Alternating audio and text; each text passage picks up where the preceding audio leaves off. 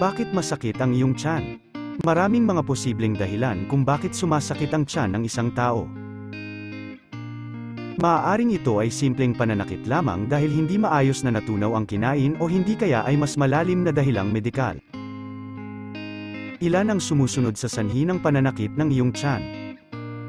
Pagtatae, constipation, bloating, masakit na paghihi, hindi pagkatunaw ng pagkain, food poisoning, food allergy, UTI o urinary tract infection, appendicitis, regla, mga halamang gamot, chamomile tea. Kilala ito sa Amerika bilang sangkap sa herbal na tea. Matagal na panahon na rin itong ginagamit bilang 3 gramo halamang gamot sa sakit ng tiyan. Nakatutulong ito sa pagpapagaan sa pananakit ng tiyan, heartburn, pagduduwal o pagsusuka. Peppermint. Ginagamit ang peppermint para sa irritable bowel syndrome, IBS.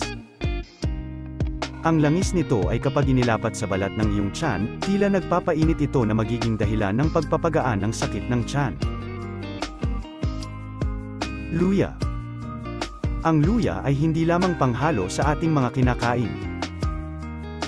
Bukod sa ito ay naglalaman ng bitamina C, potassium, at magnesium, marami rin itong naitutulong medikal. Isa na nga rito ang pagpapagaan ng sakit na iyong nararamdaman. Kung ang sanhi ng pananakit ng iyong tiyan ay buwanang dalaw, ang luya ay mabisa upang maibsan ito. Maaari itong gawin sa labat o tsaa na iyong iinumin upang makatulong na hamupa ang pananakit ng iyong tiyan. Dahon ng bayabas. Ang isa pang halamang gamot para sa sakit ng tiyan ay dahon ng bayabas. Ito ay ginagamit kung ang pananakit ng tiyan ay sanhi ng diarrhea. Sa mga pag-aaral ng siyentipiko, nakatulong ang paggamit ng tsaa mula sa dahon ng bayabas upang mabilis na maibsan ang pagtatae na nagdudulot ng pananakit ng tiyan.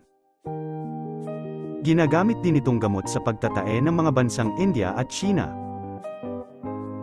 Tandaan na ang sakit ng tiyan ay maaaring maidaan sa ilang mga halamang gamot, ngunit mabuting kumonsulta sa iyong doktor kapag walang naging pagbabago matapos mo ito gamitan ng halamang gamot para sa sakit ng tiyan.